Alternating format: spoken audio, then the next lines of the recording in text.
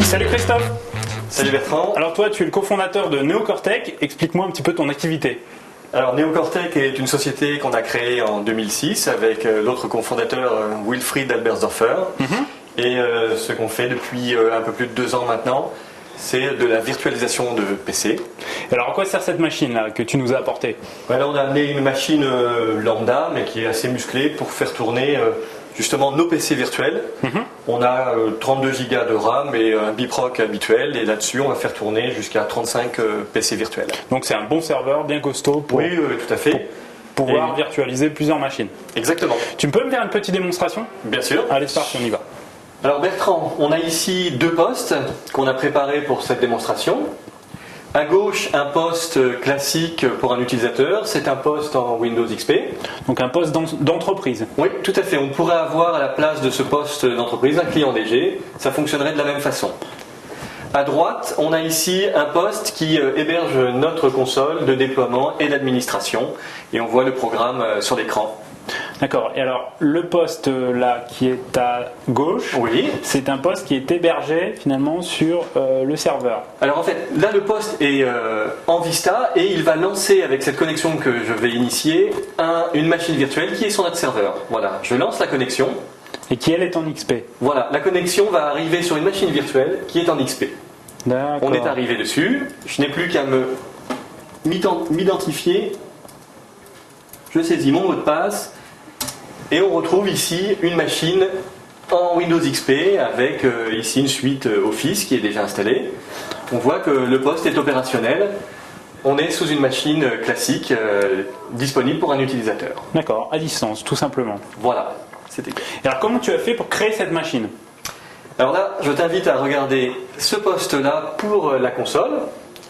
Pour créer cette machine qu'on voit apparaître en haut, j'ai tout simplement fait quelques opérations de glisser-déposer. Et je vais te montrer comment on crée une vingtaine de postes similaires à celui-là. Je prends ici un modèle de PC, je clique dessus et je le dépose dans mon atelier.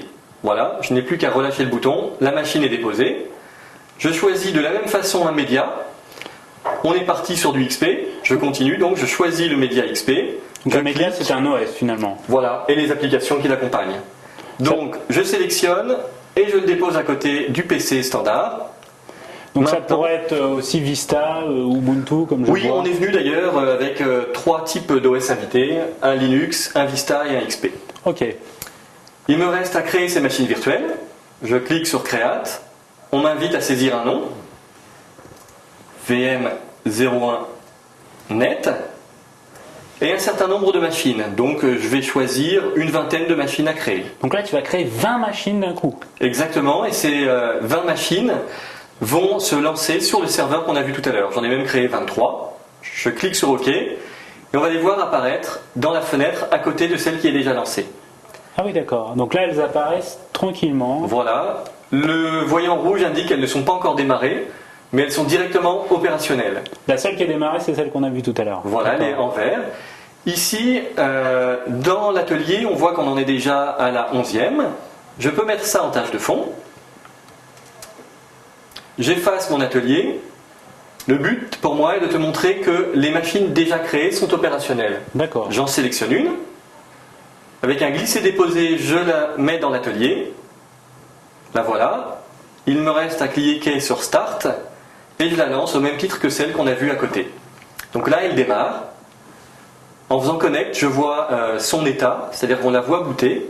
La fenêtre me le présente et on voit Windows apparaître. Ah d'accord. C'est aussi rapide que ça. Merci Christophe et puis bonne continuation. C'est moi qui te remercie.